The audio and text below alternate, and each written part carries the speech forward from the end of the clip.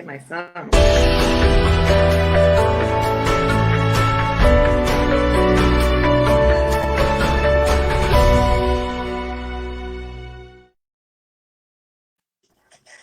Hello, everybody. Welcome to episode 3 of the Kansas Missing and Unsolved podcast. I'm Ricky Chabruggi. Joining me, my co-host Derek Relaford. And tonight we have from Missing in Kansas, Megan's voice, Ashley Duff. She will be talking about a case we're going to cover a little bit later, Megan Fogelsong's case. First, I want to start off with an update on Gannon Stouch, who's been missing from Colorado Springs, Colorado. A couple days ago, they had released information stating that remains found of a young boy in Florida, Pace, Florida, were tentatively ID'd as Gannon Stouch's remains. And tonight I see where they've released a little more information on that. And they're saying that he was shot, stabbed, and put in a suitcase before his body was thrown under a Florida bridge around the Pace area. It was found by workers down there. His stepmother has been charged with first-degree murder of a child under 12 by a person in a position of trust, child abuse resulting in death, tampering with a deceased human body, and tampering with physical evidence. She's made her first court appearance. She is back in Colorado. They arrested her in South Carolina. And while they were extraditing her back to Colorado, South Carolina, they did end up booking her into Saline County Jail here in Salina, where I live. Apparently, she had managed to finagle her hands loose from the handcuffs, and she attacked a deputy in the vehicle, and they had to book her into jail here in town so he could get treated for the injury. In Colorado, already made her first court appearance. So, I mean, prayers go out to Gannon's family as they're real right now. I'm losing you, Ricky. Are you plugged into the router? Yeah, I'm directly into the router. Yeah, so anybody watching right now, we're going to have some issues like this because literally everybody in the world is on the internet right now, so there's only so much to go around. So Ricky's glitching out quite a bit, but we'll try to power through it. Okay, well, let's go ahead and move on to the first case that we want to cover tonight, and that is Stephanie D. Welch, missing from Lake, Kansas since February 28, 2001. At the time of her disappearance, she was 23 years old. She'd now be 42. She is 5'8", 190 pounds, brown hair and blue eyes. Circumstances behind her disappearance: Stephanie dropped off her youngest son off at his daycare in Lake, Kansas at approximately 9:15 in the morning on February 28, 2001. Earlier, she had dropped her older child off at preschool. Authorities believe that she drove back to the mobile home she was preparing to vacate shortly afterwards. Stephanie may have returned to the property to remove some of her and her children's personal belongings. She's never been heard from again. Stephanie was engaged to Roy Moore in early 2001 and was planning to move out of her mobile home and into his house. She was driving his silver 1990 Mazda 626 at the time of her disappearance. Moore's vehicle was discovered abandoned in a private driveway of a mobile home park in the southeast Lakin at approximately 11 a.m. Witnesses said that an unidentified male dressed in black walked away from the car shortly afterwards. Authorities do not believe that Stephanie knew anyone inside the park and theorize that someone else drove Stephanie's car to that location. Her jacket and her wallet, which contained $500, were discovered on the front seat of the vehicle. The wheel wells were covered in snow and mud, and someone drove the car for miles before parking it in the driveway. Moore picked up Stephanie's son, from the daycare after she failed to return by 6 p.m. He learned that his vehicle had been abandoned earlier in the day after reporting Stephanie's disappearance later during that evening. An extensive search of the area produced no clues as to Stephanie's whereabouts. Investigators believe that she may have been murdered between the time she dropped off her son and the time Moore's vehicle was discovered. Authorities said that her remains could have been hidden in numerous locations. Several abandoned wells are scattered throughout the area. The man who was seen leaving her car is considered to be the prime suspect in her disappearance. If you have any information regarding her disappearance or you know of her whereabouts, please call the Kearney, Kansas Sheriff's Office at 620-355-6211 or the KBI at 785-296-4017. Yeah, that was actually somebody that watched the show last week suggested that case to us. Right. I did a lot of I spent a lot of time in Garden City, Kansas, Mhm. uh, twice in my life. Lived there for a long period of time twice, and yeah, that's Lakin's just a hop, skip, and a jump away. That's where I went to the doctor and everything. So yeah, if anybody knows anything, KBI 785-296-4017. Definitely, definitely. And anybody out there watching the show tonight, if you have any questions or comments about any of these cases, please feel free to put them in the comments there, and we'll address them as soon as we can see them. And okay, the next case we're going to cover is Michael Eugene Golub, who is missing from Stanton County, Kansas, since May 20th, 2005. At the time of his disappearance, he was 27. He'd now be 42. He was 6'2" tall. He weighed between 165 to 180 pounds. He had brown hair, blue eyes. Michael was last seen in Stanton County, Kansas, 6 p.m. on May 20th, 2003. He had just finished work at his job at Kramer Harvesting. Was supposed to pick up his 5-year-old son at his girlfriend's home, but he never arrived there. He has never been heard from again. He left behind a fiancee with whom he had an infant child, and it is uncharacteristic of him to leave without warning. Michael's gold and brown Chevy S10 pickup with toolboxes and Trego County, Kansas license plates was found abandoned on a county road in northwest Grant County, Kansas, 2 days after his disappearance. Following the truck's location, authorities began investigating Golub's disappearance as a potential homicide. Shannon Floyd, Golub's ex-girlfriend, and her husband Chad Floyd were arrested and charged with first-degree murder and conspiracy to commit murder in Golub's case in June 2006. Authorities believe he went to their home and was shot to death on the night of his disappearance. There was a great deal of animosity between Shannon and Golub, and they frequently disagreed over child support and visitation issues relating to their son. Golub's blood was found on the Floyd's front porch. The Floyd's defense attorney said there was insufficient proof Golub was suggested suicide or left on his own accord. At the couple's July 2007 trial, the jury was unable to reach a unanimous verdict, and a mistrial was declared. Second trial also ended with the jury unable to reach a verdict. Michael's body has never been found, but foul play is strongly suspected in his case, and due to the circumstances involved. If you have any information regarding Michael's disappearance or you know of his whereabouts, please call the Kansas Bureau of Investigation at 1-800-KS-CRIME or 785-296-4017. So it's been going on 15 years since he disappeared. That's a very famous, high-profile case. It's been somebody did a special on it on television, and I saw. That's where I actually learned about it. Was Yeah. on television. Yeah. And yeah, that's a big one. It's made it on a few TV shows and widespread on the internet. To me, it seems like it's one of those small town cases where everybody has their suspicions, and honestly, I feel like they have the right to have those suspicions. But like at the end of the day, it's all about proof. And so if anybody knows anything that could help further along that case, that would be, like you said, 15 years later, that his infant kid is a grown up almost, 15, 16 years old now. So right. Yeah, well, hopefully, anybody that knows anything about it, please don't hesitate to call in anything you know, no matter how small it is, because you might think it might be small and insignificant, but it could actually be a really huge piece. So don't hesitate to call that in. And that's in regards to any of these cases. Yeah. Okay, let's move on to Megan Renee Fogelsong, missing from Alden, Kansas, missing since December 2015. I'm going to turn that one over to Ashley. She's quite familiar with the case, as her group has done some extensive searches for Megan over the last several years. What can you tell us about her case, Ashley? Okay, so as you mentioned, Ricky, Megan went missing from Alden late November, early December of 2015. We don't know exactly where her last known location was. We have speculations, but we don't know for certain. There's also speculation that she was last seen with her boyfriend at the time, David Lee Madden,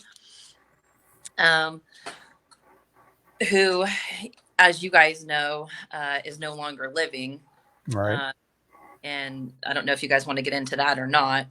We can a little bit if you would like, but anyway, we were brought in on Megan's case approximately a year and a half ago by family and by Rice County.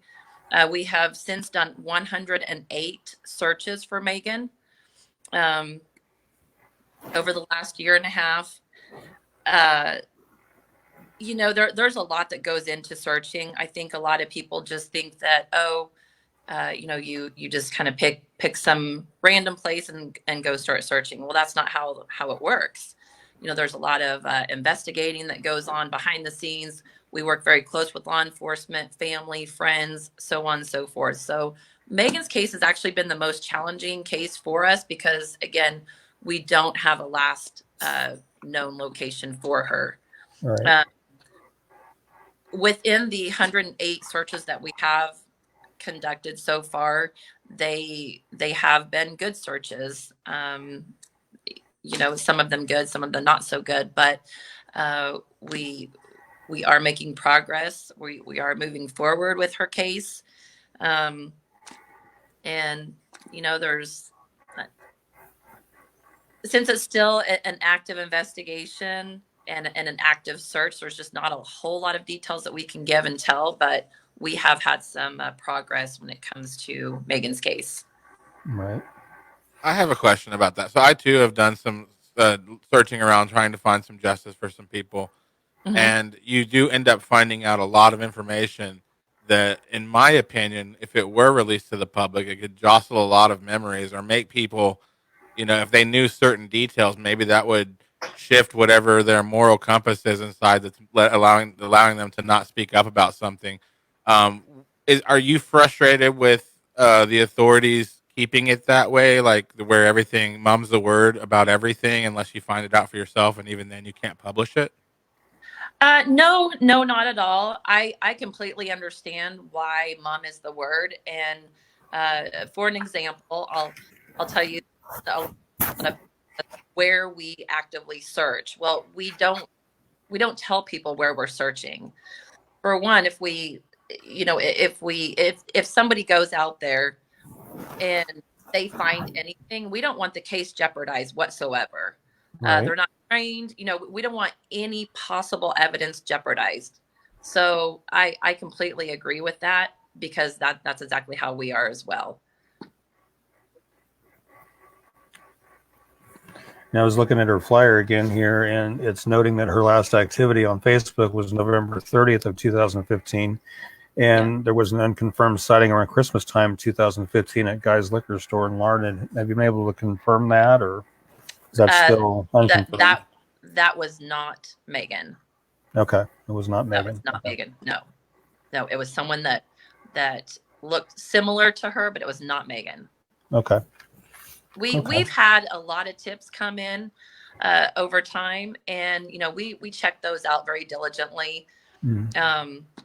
But that particular one was not her. Okay. And we do encourage people to keep sending those tips in. You can message our search group page, Missing in Kansas, Megan's Voice, and send us tips that way, or directly to Rice County. They do pass those along to us, or of course to KBI. Okay. What type of team do you have behind you? Like how many searchers? Yeah, like how many people are helping you out with this project? So our total group has approximately 11, 12 members. It's very hard honestly for all of us to get together at the same time. So typically there's, a couple of us that will go out. We're still trying to just get everyone's schedules coordinated so that we can all go out as a bigger group together. Okay. But we do have members that aren't able to go out and have boots on the ground, but they're actually able to help us do some work on the backside. Mm-hmm. So, everyone contributes in some sort of way. Right. Yeah. I do want to talk about Megan for just a second, if we can. Sure. Go for it. Sure.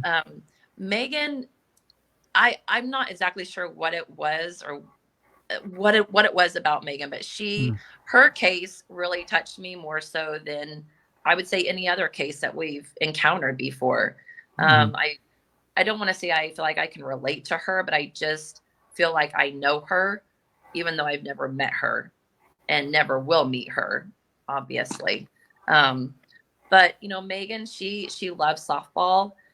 She from the research I did, she seemed and just getting very close with her stepmom Dawn. She was very passionate and carefree woman.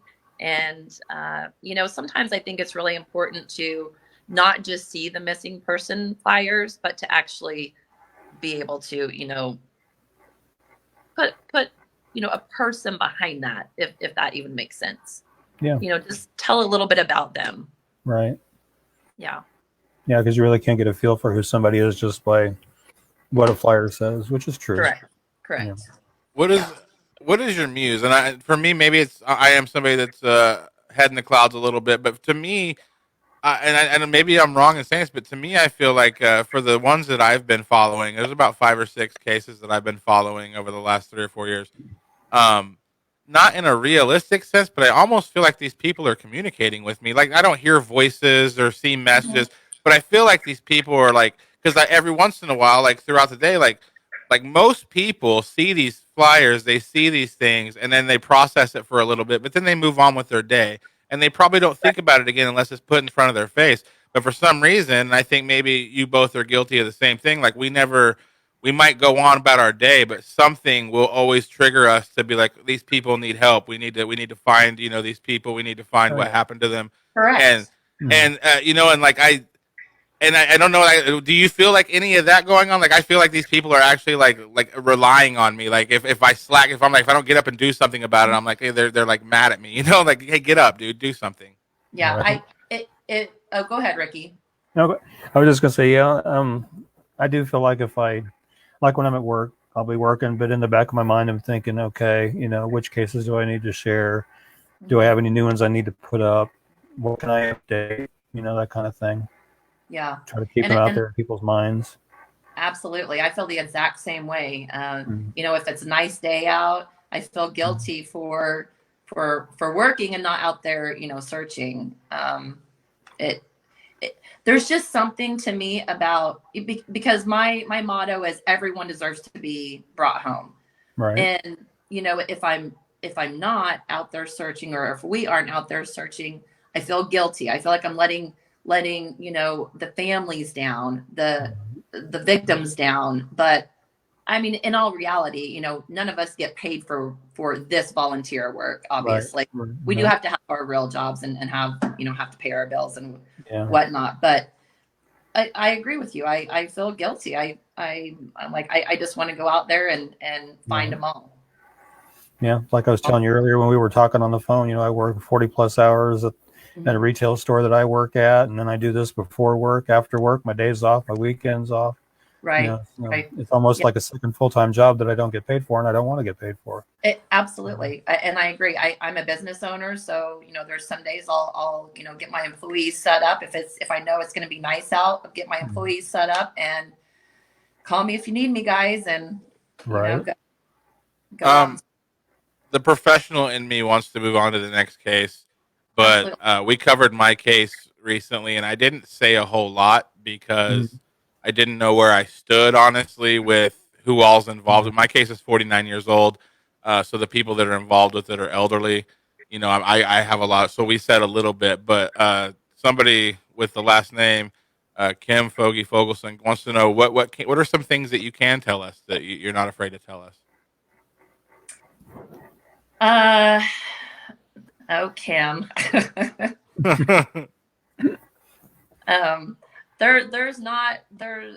There's nothing new that I can say. I will say that we've had some positive things here in the last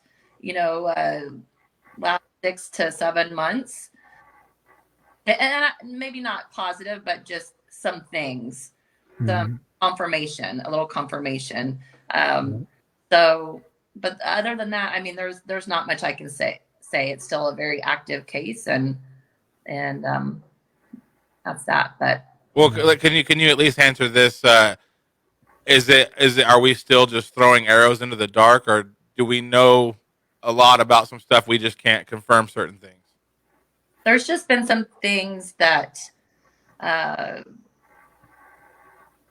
found. That's all I'll say. Okay. Yeah. Okay. Yeah. Oh, I mean, it's But probably, people don't realize that the smallest thing when you're doing this type of work, the smallest little thing can you feel good about that for 5 or 6 days. Like yeah. I'm telling you what, the last fall, I still feel great about what we discovered last fall. Mm, I do. good. Yeah. well, I think this is great. All three of us are like-minded, like doing Yeah. the same type of thing. We've met each other, and this you feel less alone. Like I thought I was the only person Mm. hunting down murderers in Kansas and trying to find people, but not at all, not in the slightest. You want to move on to the next case, Ricky? Or Well, I want to cover a little bit more on her flyer real quick, but okay, first yeah, go ahead. I was going to kind of touch on the person of interest in her case, Manning. Not too many people may be familiar with it, but and he, like she said, he's no longer with us. He had gone to his dad's house and for whatever reason, shot and killed his dad. And then while he was running from the police, I don't know if they spike stripped the tires or ran him off the road or but as they were approaching the car, he shot himself. And when I first heard that news, when it first broke, my heart sank because I thought, oh man, whatever he knew about her disappearance and what he did with her, he just took to the grave with him. And I thought, man, that's really going to really cut down the chances of ever getting any answers in her case. But in talking to Ashley, it sounds like they've been making some good strides in the case. So that's keeping me hopeful. Yes, and Ricky, I will tell you this. David Madden, no matter what, Madden, sorry, not Manning, Madden. Sorry, wrong no, last that's name. right. He would have never ever said a word. Never. There was a lot of people April 29th a year ago, and a lot of people said that night after he shot our undersheriff, after he shot our sheriff, and after he shot and killed his father, Yeah, who was a wonderful man, and then when he committed suicide, there was a lot of people that said, oh, now we will never know the answers about Megan. No, I'm right. sorry. David would have never said. Never. I could see that. Yeah, Yeah. yeah, because he obviously didn't have any kind of value of human life. Obviously, No, I hate to say that, but I you know, know, but it's the truth. yeah, And that's the thing, like that you can't make people talk. Like the case that I follow and from my hometown, the main suspect. Well, he's not the main suspect. He was a suspect, but he's even been offered immunity if he just tells them what he knows. And we're going on 49 years, and he's locked like a safe. Hmm. So you're right. Like these people that are involved, like I do think that they tell certain people. mm, Maybe people that they trust, and every once in a while they'll tell an honest person that can help, make some monumental movements in a case and stuff.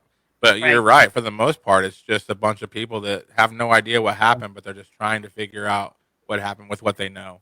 right. Well, real quickly, I just want to kind of go back over when Megan went missing in December 2015.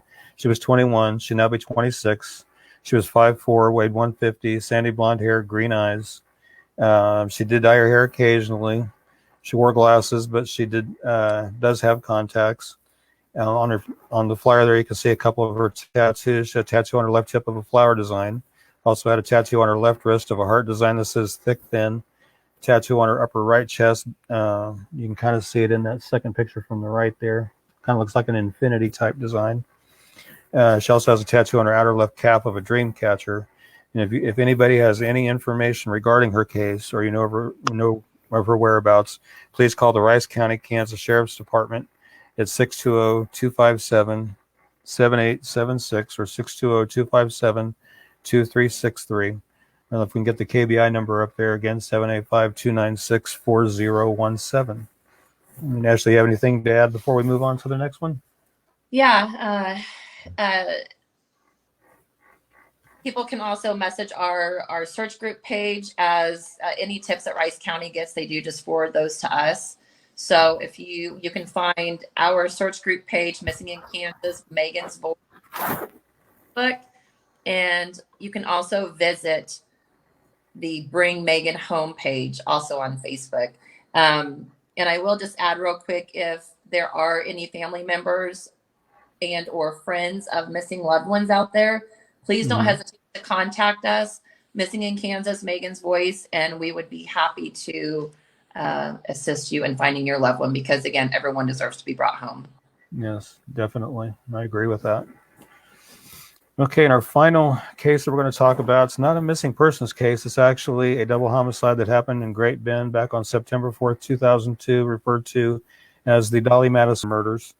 On September 4th, 2002, at approximately 7:55 p.m., Great Bend, Kansas Police Department responded to a call at the Dolly Madison Bakery located at 1004 Harrison in Great Bend, Kansas. Upon arrival, they found two deceased females, victim of an apparent double homicide. Police have never said how the women have died. Delivery truck driver who found the bodies said they were located in a back office.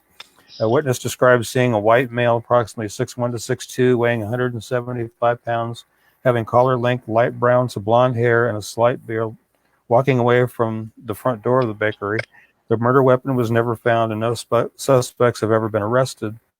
Officials are also aren't sure of a motive for the murders, although some money from the store was missing that night.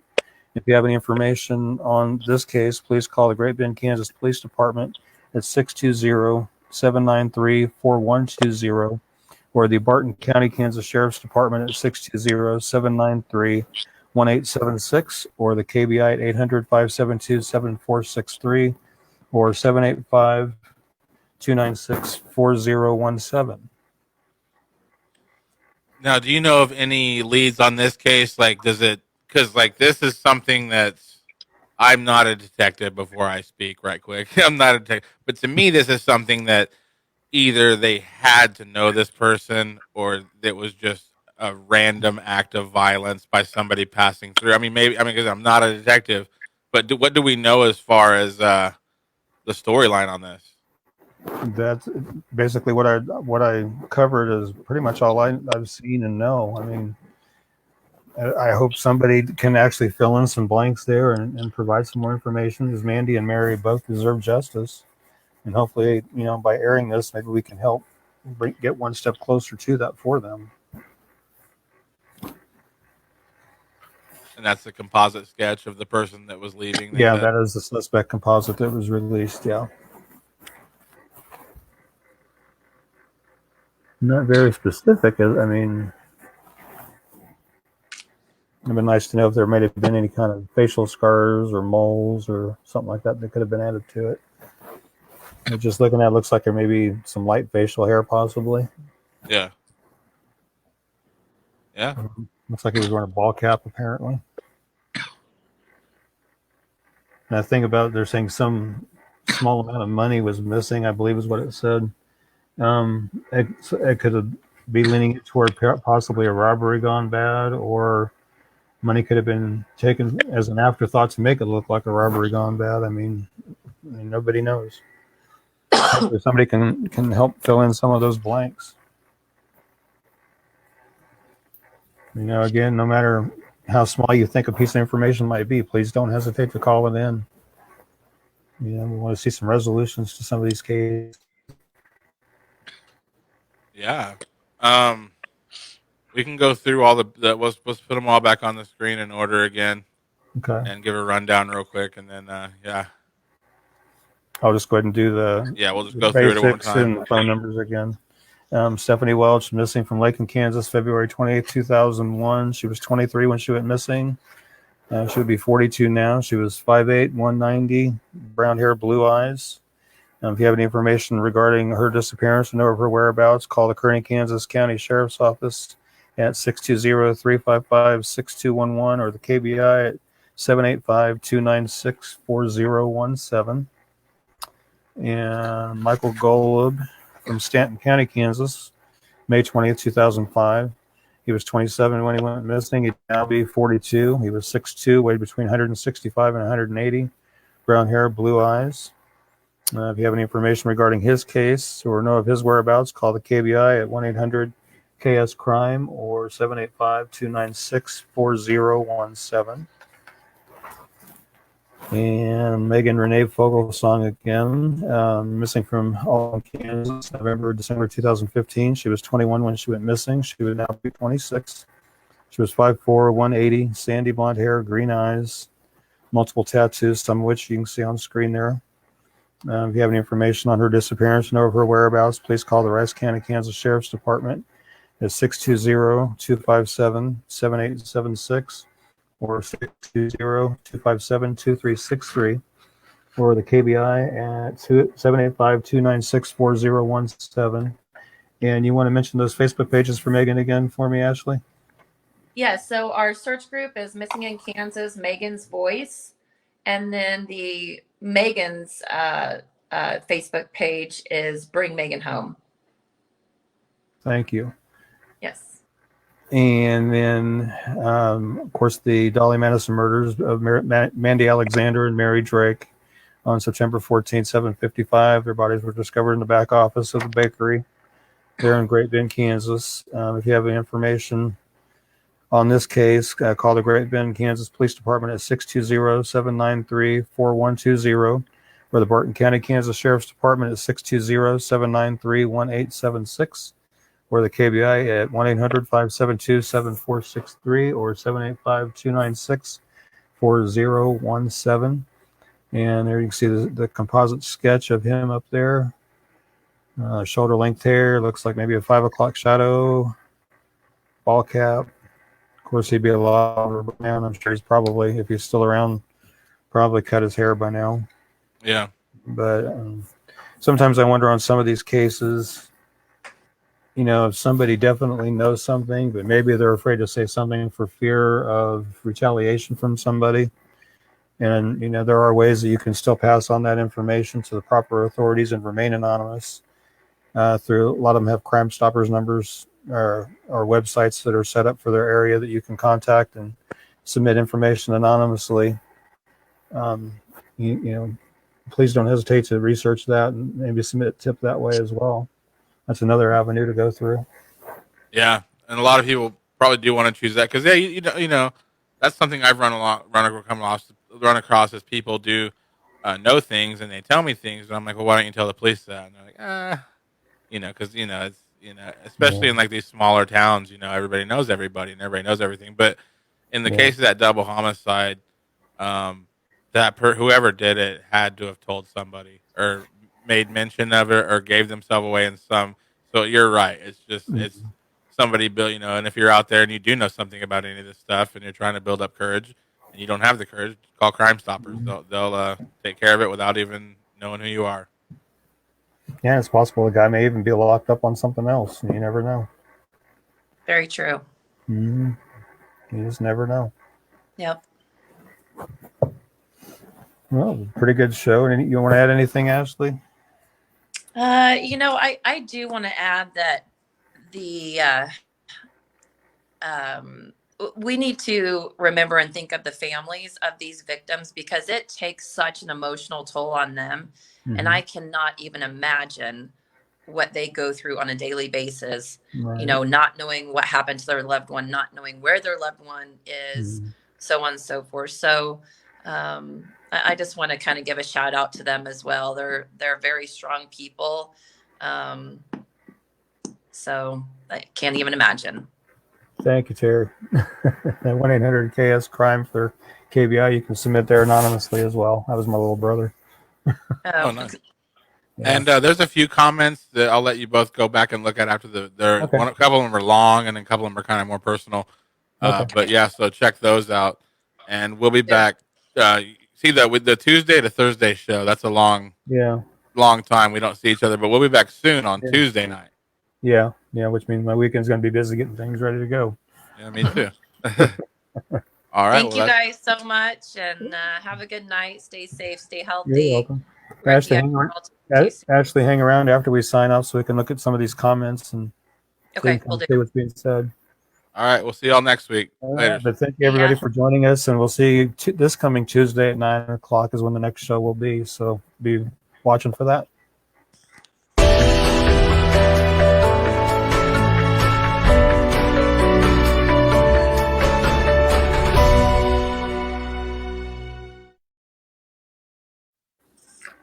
We're pretty good show.